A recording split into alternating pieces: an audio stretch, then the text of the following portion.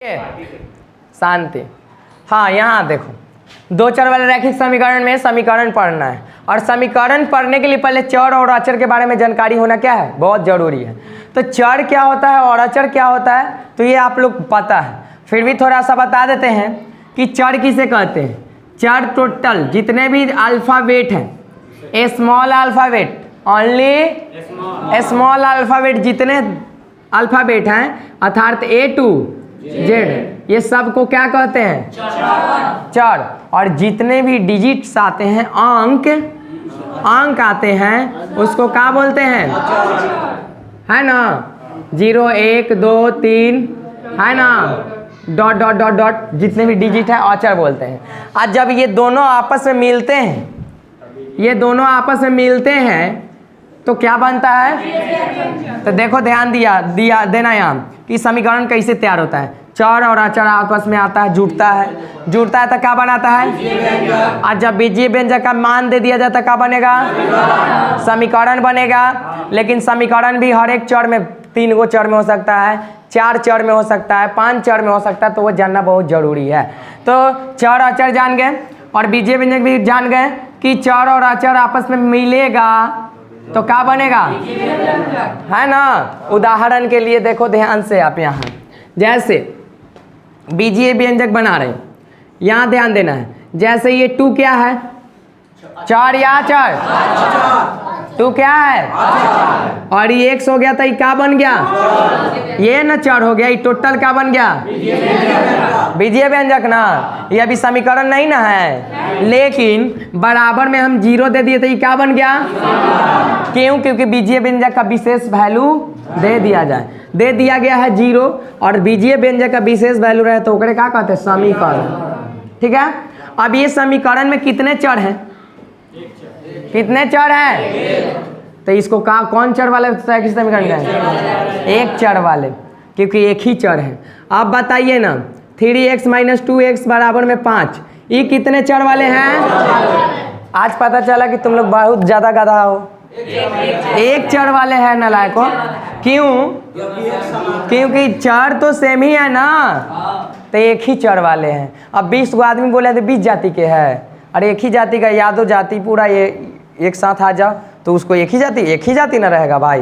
तो देखो जात एक ही है ना, तो एक ही चर में है, ये 2 चर में नहीं है। अब आइए बात बोलिए, 3x + 5y ये कितने चर में है, ये कौन चर में है, इसका घात एक ना है, जिसका घात हो 1 तो उसको रैखिक बोलते हैं ना, इसीलिए इसका घात एक ही है, दोनों का घात एक ही है, इसीलिए इसका नाम पड़ गया रैखिक समीकरण। लेकिन कितने चर में, 2 चर में। इसका नाम क्या है, रैखिक समीकरण। क्या नाम है, रैखिक समीकरण। लेकिन कितने चर में, 2 चर में। क्यों, क्योंकि ये अलग चर है, ये अलग चर है ना। टोटल कितने चर, 2 चर, टोटल 26 ना। तो 26 में से ये 2 यहाँ पे है तो 2 चर में हो गया। अगर यही ऐसे लिख दे कोई बंदा, ऐसे लिख दे तो इसको कौन चर में कहते हैं, 3 चर में कहते हैं। ठीक है ना। तो 2 चर वाले रैखिक समीकरण क्या होता है पता चल गया होगा। तो ये हम लोग 9 तक पढ़े थे। अब पढ़ेंगे हम लोग का 2 ही चर में पढ़ेंगे, लेकिन रैखिक युग्म में पढ़ेंगे। 2 गो रहेगा समीकरण। क्या रहेगा, युग्म का मतलब होता है जोड़ा, युग्म का मतलब जोड़ा। अब देखो समीकरण तो हम जान गए कि केकरा कहेंगे, कैसे पता चलता है कि 2 चर वाले केकरा कहेंगे, है ना। कैसन किस तरह का समीकरण आएगा कि 2 चर वाला कहलाएगा, ये तो जान गए, है ना। किस तरह का आएगा तो 3 चर वाला कहेंगे, तो ये तो जान गए कि कितने कैसे रहेगा तो 1 चर वाला कहेंगे, जान गए। अब देखिए ध्यान से, रैखिक समीकरण को हल करने की मेथड, पहले इसका व्यापक रूप पढ़ लेते हैं। 2 चर वाले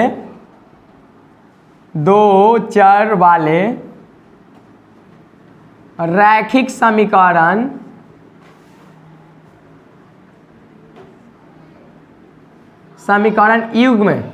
युग्म का मतलब जोड़ा, युग्म का व्यापक,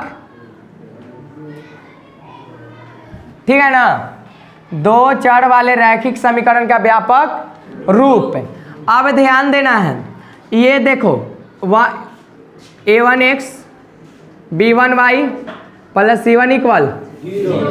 ये देखो ये एक समीकरण हुआ, 1 1 का है दिए नाम एक और आएगा तो इसीलिए 1 2 करके दिया जाता है। जैसे एक नाम का 4 लड़का रहे तो नहीं लिख देते हैं, मान ली रमेश नाम के 4 गो लड़का था, रमेश 1, रमेश 2, रमेश 3, तो इसमें भी आपको 2 2 गो आएगा, तो इससे एक ही तरह का 2 2 गो आएगा तो 1 2 करना जरूरी होता है।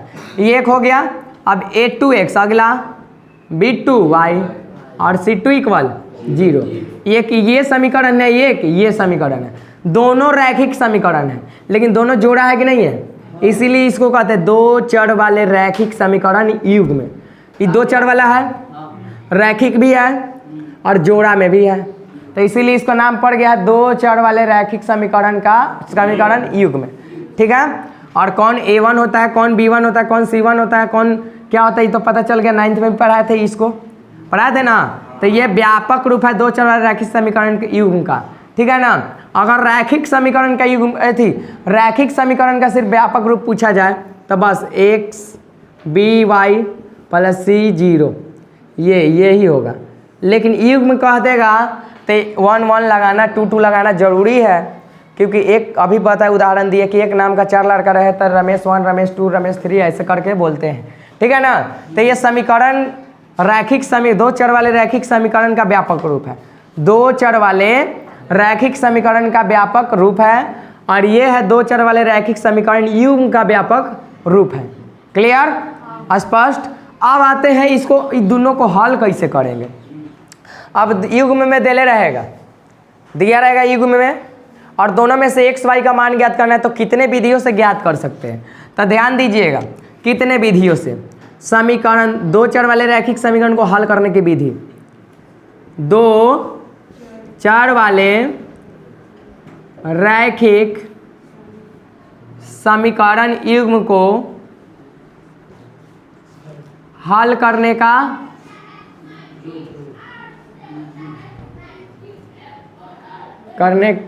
की विधि। क्लियर।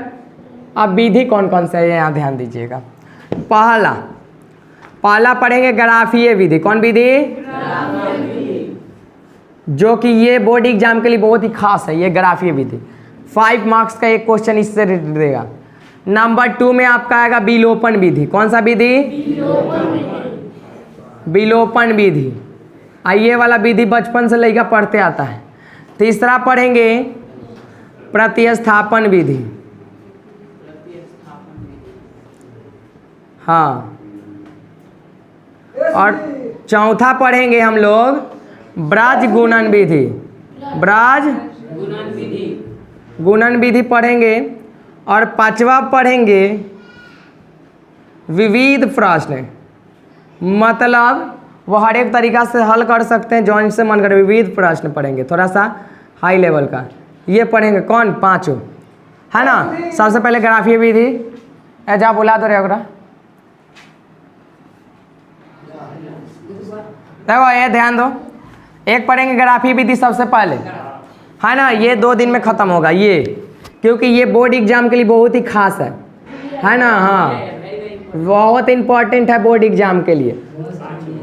5 नंबर का एक क्वेश्चन ग्राफ से देता है, उसके बाद आपका विलोपन विधि से देगा तो देगा, नहीं भी देता है। इसे हल करने के लिए सीधा इक्वेशन आएगा तो 2 नंबर का आएगा। लेकिन अगर लैंग्वेज वाला प्रॉब्लम आएगा, थोड़ा सा लंबा प्रॉब्लम रहेगा, तो 5 मार्क्स का इसमें से भी देगा लैंग्वेज वाला। सबका लैंग्वेज वाला, सब में लैंग्वेज भी रहेगा, सिंपल भी रहेगा, तो सब में लैंग्वेज भी रहेगा, सिंपल भी रहेगा, तो ध्यान से पढ़ना है। और ये लैंग्वेज वाला इसमें दिक्कत देता है, क्योंकि आप लोग बचपन में जो 7वां क्लास 8वां क्लास रहता है लैंग्वेज वाला बताने वाला, वहाँ पर मजबूत करके नहीं आया होता है लोग, इसीलिए इसमें लैंग्वेज वाला क्वेश्चन, लैंग्वेज वाला इक्वेशन बहुत हार्ड लगता है तुम लोगों को। क्यों लगता है हार्ड? क्योंकि पता नहीं है मेन बेस उसका, है ना। कि एज वाला देगा तो क्या करेंगे, थी दूरी वाला देगा तो क्या करेंगे, तैराक वाला देगा तो क्या करेंगे, ये सब नहीं बुद्धि रहता, इसीलिए हार्ड लगता है। ठीक है ना। इतना उतारिए जल्दी से।